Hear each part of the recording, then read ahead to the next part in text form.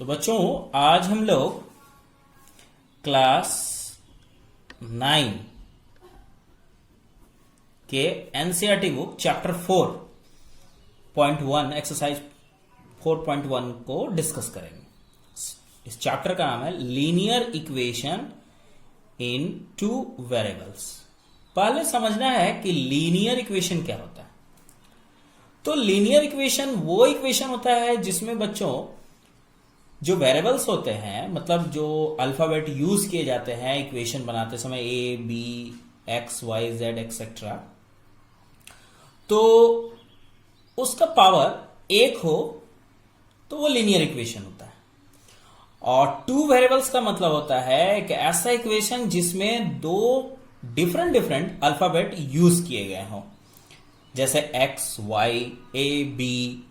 तो इस तरह के इक्वेशन जिसमें दो डिफरेंट अल्फाबेट्स होते हैं उसे टू वेरिएबल्स कहा जाता है। तो चलिए सबसे पहले हम लोग देखते हैं कि क्वेश्चन है क्या। यहां पर लिखा गया है कि 4.1 में कि the cost of a notebook is twice the cost of a pen. Write a linear equation in two variables to represent this statement।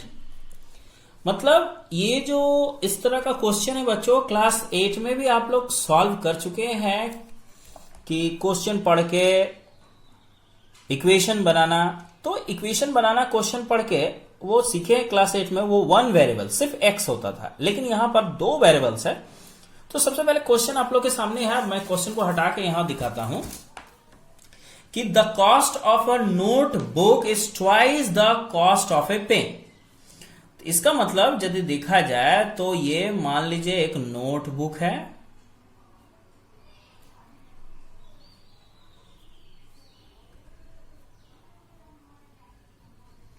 ये नोटबुक NB नोटबुक, और ये रहा एक पेन है। तो अकॉर्डिंग टू क्वेश्चन ये जो नोटबुक है उसका प्राइस इस पेन के प्राइस का डबल है। सपोज कि मान लीजिए कि इसमें टू वेरिएबल्स यूज करना है ना, मतलब इसका वैल्यू यदि मान लेते हैं, एक पेन का प्राइस है ₹X पर पेन, और ये ₹Y पर बुक। तो होता क्या है बच्चों, ये मान लेते हैं कि एक पेन का प्राइस X रुपीस है और एक बुक का प्राइस जो है Y रुपीस है। तो उस हिसाब से ये क्वेश्चन के according the cost of book is twice the cost of pen, मतलब जो भी कॉस्ट है पेन का उसको डबल कर दें तो वो इसके इक्वल होगा। तो इसे हम लोग यदि इक्वेशन दें तो y is equals to 2x, है ना, क्योंकि पेन का प्राइस को डबल कर दें तो जो प्राइस आएगा वो बुक के प्राइस के इक्वल होगा। अब इसे हम लोग लीनियर इक्वेशन में चेंज करें तो सबसे पहले इसको हम लोग ऐसे भी लिख सकते हैं, 2x इक्वल्स टू y, दोनों साइड को चेंज करके। अब इसे पूरा को इधर ले आया, 2x minus y equals to 0। तो ये जो है यहां पर हम लोगों को एक लीनियर इक्वेशन मिल गया। इसे हम लोग इस तरह से भी रिप्रेजेंट कर सकते हैं, 2x minus y plus 0 equals to 0, क्योंकि किसी भी लीनियर इक्वेशन में टोटल 3 टर्म्स होता है। एक x वाला टर्म्स होता है, एक y वाला टर्म्स होता है और एक कांस्टेंट टर्म होता है जो कि इधर रहता है। तो बच्चों इस इक्वेशन में कांस्टेंट टर्म कुछ है नहीं, इसीलिए हमको यहां पर इसे एक इक्वेशन में कन्वर्ट करने के लिए ऐसे हम लोग लिख सकते हैं। तो ये रहा इसका आंसर। अब क्वेश्चन नंबर 2 पर हम लोग ध्यान देते हैं। यहां पर जो क्वेश्चन नंबर 2 है उसमें लिखा गया है कि express the following linear equation in the form of ax plus by plus c equals to 0 and indicate the values of a, b and c in each case. क्या मतलब हुआ? इसका मतलब हुआ कि ये सारे इक्वेशंस को इस फॉर्म में कन्वर्ट करना है। और कन्वर्ट करने के साथ साथ हमें ए, बी और सी का वैल्यू भी लिखना। तो क्वेश्चन आप लोग देख लीजिए, हम इसे यहां पर पहले कॉपी कर लेते हैं। तो ये जो है जिस फॉर्मेट में चेंज करना है वो format A X plus B Y plus C equals to 0, इस फॉर्मेट में सारे इक्वेशन को चेंज करना। तो एग्जाम्पल नंबर जो 1 है वो मैं दिखाता हूं। 2x plus 3y equals to 9.35 to the bar. तो बच्चों यहां पर ये वाला जो टर्म्स होता है वो x वाला टर्म्स, ये टर्म्स इसके इक्वल होता है और ये टर्म्स इसके इक्वल होता है, लेकिन ये वाला टर्म्स को पहले इधर लाना पड़ेगा।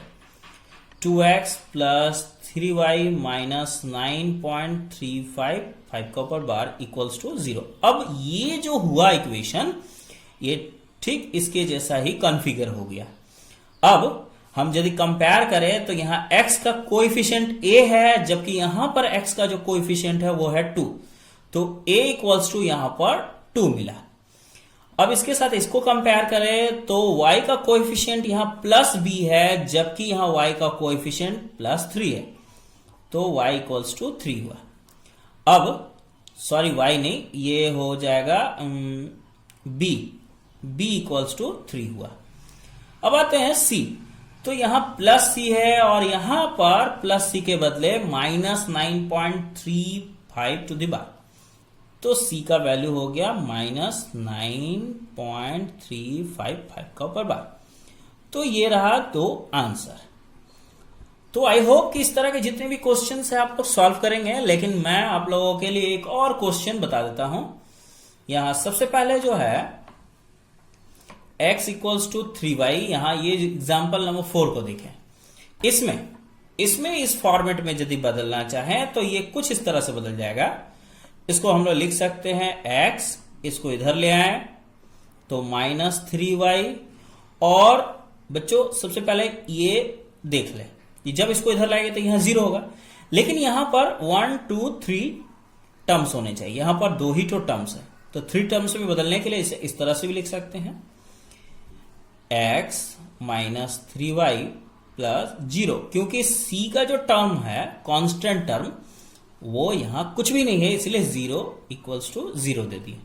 अब बच्चों आप लोग समझ गए होंगे a, b और c का यदि इसके साथ कंपेयर किया जाए तो x का जो कोएफिशिएंट होता है वो a का वैल्यू होता है, तो x का यहां कोएफिशिएंट कुछ भी नहीं है, मतलब 1 है, तो a इक्वल्स टू 1 हुआ। उसी तरह y का जो कोएफिशिएंट होता है वो b का वैल्यू होता है, तो b इक्वल्स टू माइनस 3, और जो कांस्टेंट टर्म होता है वो c का वैल्यू होता है, तो यहां c का वैल्यू है 0। तो ये दोनों रहा आंसर। उम्मीद है कि इसमें जितने भी क्वेश्चंस हैं आप लोग बना लेंगे। एक और मैं आप लोगों के लिए बता देता हूं, question number 8, 5 equals to 2x है ना, ये इंप्लाइज होता है, ये इसके इक्वल यदि हम लोग करना चाहे तो इसको इस तरह से भी लिख सकते हैं, 2x इक्वल्स टू 5, माने ये इधर वो उधर कर दिया फर्स्ट स्टेप में। अब बच्चों इसमें हम 2x तो देख पा रहे हैं, लेकिन इसमें y का टर्म मिसिंग है। यहां पर आप लोग देखें तो एक तो यहां पर ये जो है कांस्टेंट टर्म है, मतलब c का वैल्यू मिल गया, a यहां पर देख रहे हैं, लेकिन यहां पर y वाला ये टर्म मिडिल वाला नहीं है, तो इसको जब हम लोग कन्वर्ट करें कुछ इस तरह से लिख सकते हैं, 2x plus 0.y, 0 into y है ना, और ये इधर आएगा तो माइनस 5। अब देखिए बच्चों यहां पर जो मिसिंग टर्म था वो था y, तो जो मिसिंग टर्म रहेगा उसको 0 इंटू y, यदि x मिसिंग टर्म रहेगा तो 0 इंटू x लिखेंगे। तो इस तरह हमें ये कंप्लीट मिल गया। जो मिसिंग था वो भी मैं प्लस साइन देके हमेशा लिखेगा, यहां माइनस साइन नहीं होगा, हमेशा प्लस, 0 इंटू वाई माइनस 5। यदि इसको सॉल्व करें तो ये इसी के इक्वल होगा। अब हम यहां देख सकते हैं कि a का जो वैल्यू है वो है x का कोएफिशिएंट 2, और जो b का वैल्यू है वो है y का कोएफिशिएंट 0, और c का जो वैल्यू है वो है कांस्टेंट टर्म माइनस 5। तो ये रहा आंसर। तो इस तरह से बच्चों यहां पर हम लोग ये पार्ट में हम लोग ये कवर कर लिए।